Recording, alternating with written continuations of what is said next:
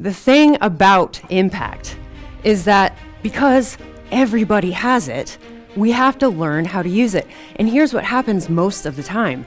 People move about the world in a reactive way. They will wake up in the morning with good intention, and then they'll have a good mindset and they'll think, yeah, I'm gonna go out and crush my day. And then something will happen that will trigger them. They might spill coffee on their shirt. They might run into morning traffic. They might have a conflict with somebody in their room, in their house, maybe with their kid. And then all of a sudden, downward spiral of thoughts.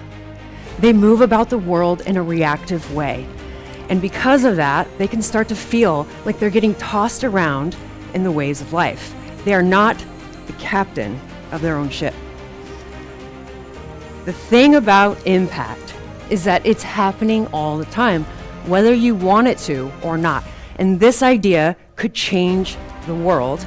This single idea could change the world, because the most valuable currency there is the effect that you have on others. Are you with me? All right. I call it being impact ready. And what that means is you take responsibility for all the things that contribute to the impact that you have, and you learn how to be consistently intentional with it. You guys don't want to be in struggle, do you? Well, this is what happens. We struggle with our finances. We struggle to get along with each other. We struggle to be great leaders in the world. We struggle with our mental health and our physical health. And all of that has us feeling like we're being tossed around in the waves of life, right? When you harness your powerful impact, that's when you get the life you want. That's when you get the relationships, the marriage, the connections to your kids. That's when you become a great leader who gets unprecedented outcomes and inspires teams and motivates people. That's when you get great energy and vitality.